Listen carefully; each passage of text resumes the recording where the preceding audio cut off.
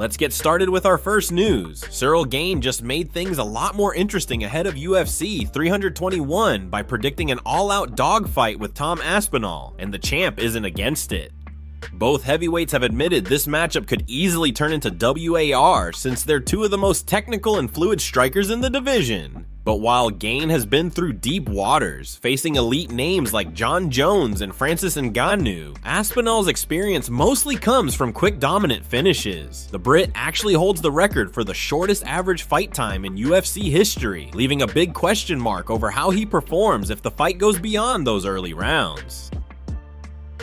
That's exactly why Gane said his plan is to drag Aspinall into deep waters using his movement, distance, and patience, a strategy that didn't sit too well with the champion. During media day, Aspinall laughed it off, saying, "Everyone who's ever talked about taking me into deep waters ended up getting knocked out in the first minute."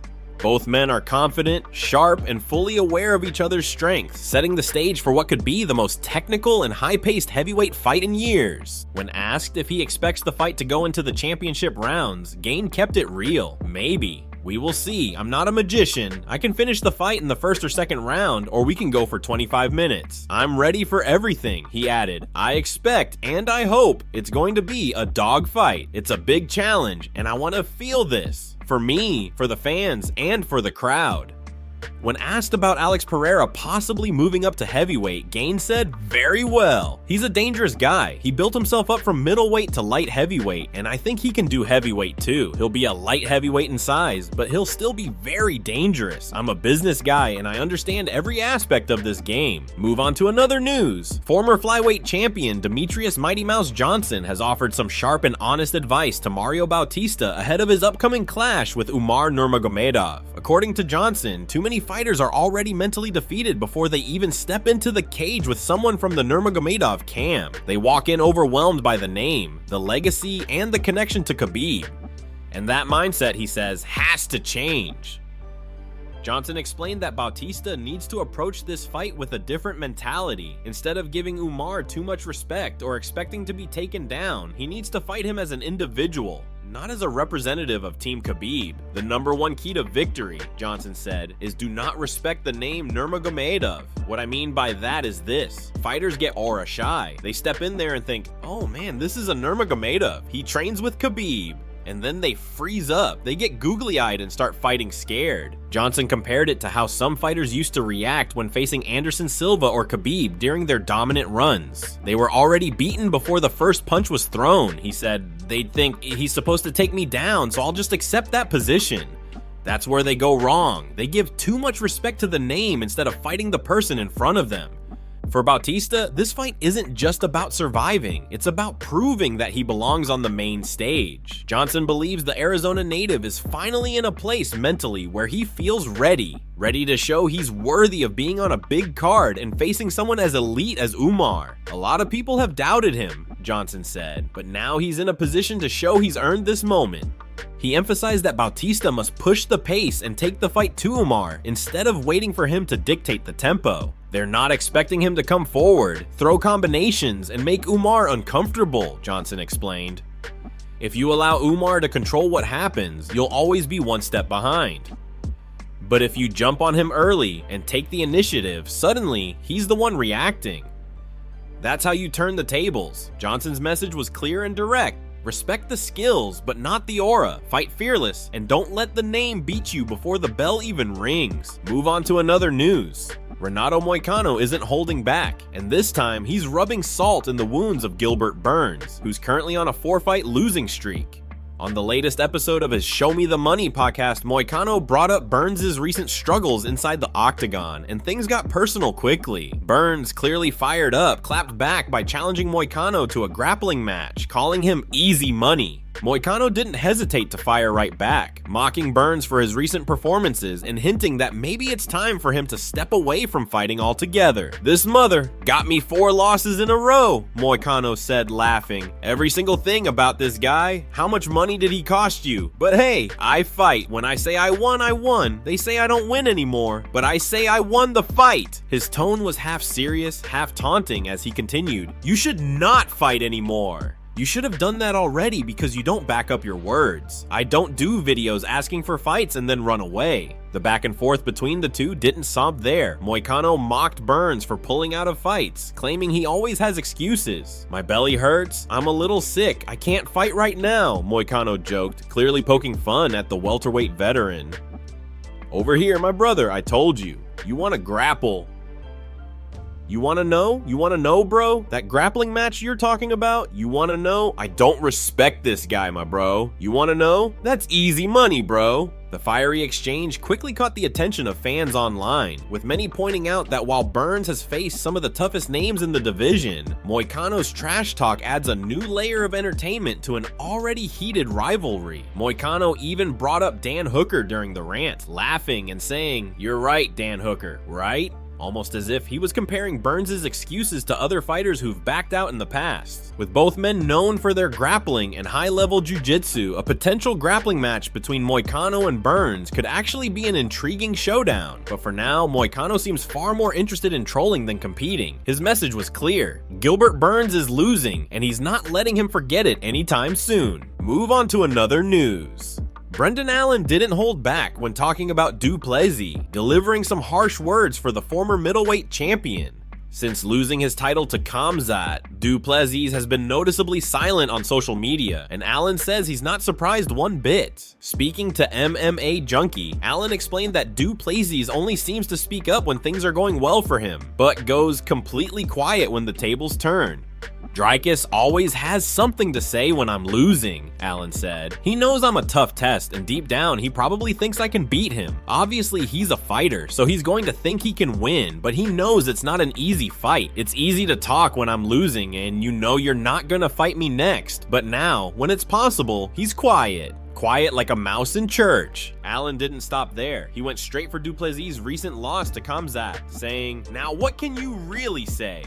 You just got dominated. Not a close fight, not even moments of success. Nothing. You got dominated for 25 minutes. Actually, I'll be nice and say 23 and a half, but still, that's domination. That's a big word to me. It carries weight. It means you had nothing for the other guy. You were supposed to be the champion, and that's not supposed to happen at that level." Allen did give Du Plessis some credit, acknowledging that he expects him to regroup and improve.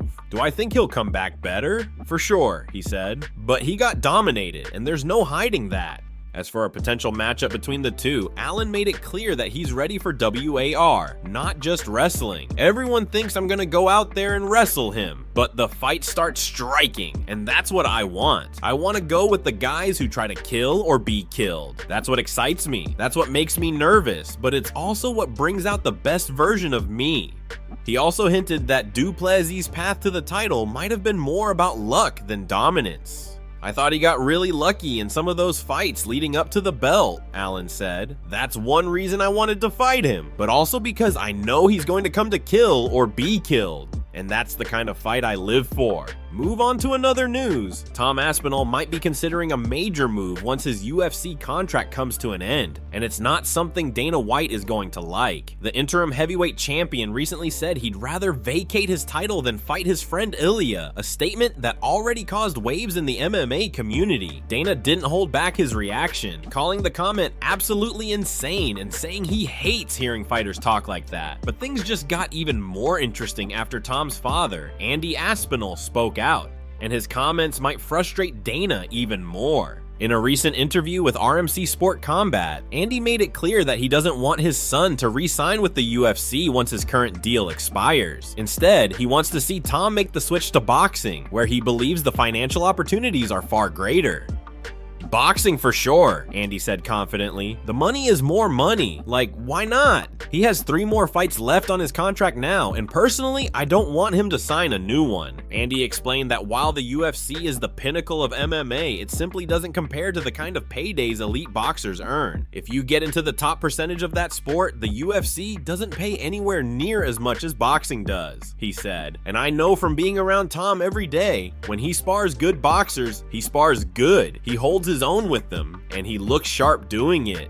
This revelation could signal a major crossroads in Tom Aspinall's career. He's one of the brightest stars in the heavyweight division and has been seen as a potential long-term face of the UFC's heavyweight scene. But if his father's comments reflect Tom's own thinking, fans might one day see him trade the octagon for the boxing ring. Given how fast Aspinall's star has risen, a move to boxing could make financial sense, especially in an era where crossover fights are pulling in massive paydays. Andy's confidence in his son's boxing skills isn't just talk either. Tom's fast hands, sharp timing, and elite movement have always stood out, even among heavyweights. Whether or not this plan becomes reality, one thing is certain. Dana White won't be happy about it. The UFC might have a fight on its hands, but this time it's happening outside the cage. Move on to another news. Former bantamweight champion Dominick Cruz has given his bold prediction for the UFC 321 main event between Tom Aspinall and Ciryl Gane, and let's just say he didn't hold back. Speaking on the Anik and Florian podcast, Cruz made it clear that in his eyes, this fight won't last long, and Gane has absolutely no chance. When asked if he expects a short fight, Cruz didn't hesitate. "I do," he said. "Have you seen Tom Aspinall's last 5 fights? They're all 1 round. It's crazy. The guy's an animal." Cruz went on to explain that Aspinall's rhythm and timing set him apart from nearly every other heavyweight in the division. "He's rhythmic," Cruz said, emphasizing that Aspinall's flow and speed are what make him so dangerous. "The only other heavyweight who moves on rhythm like that is Gane, but the difference is Gane can't wrestle. I'm not trying to be mean, but that's just the truth." Cruz then shifted gears, offering 2 perspectives, one as a promoter and one as an analyst. "If I'm being a promoter," Cruz said with a laugh, "I'll sell it like this. Ciryl Gane moves so well, he hits hard, he's really athletic, and he can switch stances and land from anywhere. He's a threat. He's exciting, he's marketable, all of that." Then, without missing a beat, Cruz dropped his brutally honest take. "Now, as an analyst, he has no chance," Cruz said flatly. "He's going to get guillotined just like he did by John Jones. He's going to get stuffed into the corner and beat to death." Cruz's breakdown was as raw and direct as it gets, painting a clear picture of how he thinks the fight will unfold. In his view, Aspinall's speed, power, and fight IQ are simply on another level, and Gane's lack of grappling defense will once again be his downfall. He added that Aspinall's ability to mix up striking and grappling makes him an entirely different kind of problem. "Tom doesn't just throw strikes to hurt you," Cruz said. "He throws them to open up takedowns, and once he's on top, it's over." For Cruz, the outcome is obvious. Aspinall wins quickly, violently, and decisively. UFC 321, he predicts, won't be a long night once that cage door closes. Move on to another news. UFC heavyweight champion Tom Aspinall may not be sticking around the octagon for long, at least not if his father Andy Aspinall has his way. Even though Tom has only been part of the UFC roster for 5 years, his father believes his future lies somewhere else, and that place is boxing. In a recent interview with RMC Sport Combat, Andy revealed that Tom has just 3 fights left on his current UFC contract, and he isn't in a hurry for his son to re-sign. In fact, he wants him to walk away from MMA altogether and chase the bigger paydays that boxing has to offer. When asked about the idea of Tom becoming a boxing champion, Andy didn't hesitate. "Boxing for sure," he said. "The money. More money. Why not? That's where the real paydays are." He has 3 more fights left on his contract right now, and personally, I don't want him to sign a new one. Andy explained that while being the UFC heavyweight champion is an incredible accomplishment, the financial reality between MMA and boxing is completely different. "If you're in that top percentage of boxing, the money's on another level," he said. "The UFC doesn't pay anywhere near as much as boxing does, and I've seen Tom spar with high-level boxers. He spars good, he looks sharp, his timing's there, and he fits right in." He also mentioned that Tom doesn't think too far ahead when it comes to his career, which keeps him grounded. He always talks about Stipe Miocic having 3 title defenses, Andy said. So I asked him, "Would you go for 4?" And he said, "No, we only ever think one fight at a time. Win or lose, it's about the next one." That's his mindset. Andy then added with confidence, "I'm excited to say this. Tom will be a boxing champion by 2027. That statement alone turned heads, as fans began to wonder whether the reigning UFC heavyweight champion could really make the jump from MMA to boxing successfully. With Tom's elite striking, sharp movement, and quick hands, the transition might not be as far-fetched as it sounds. But for Dana White and the UFC, the idea of losing one of their brightest stars to another sport is the last thing they'd want to hear. Still, Andy's message couldn't be clearer. He believes boxing is where the real money is, and that's where he wants to see his son next.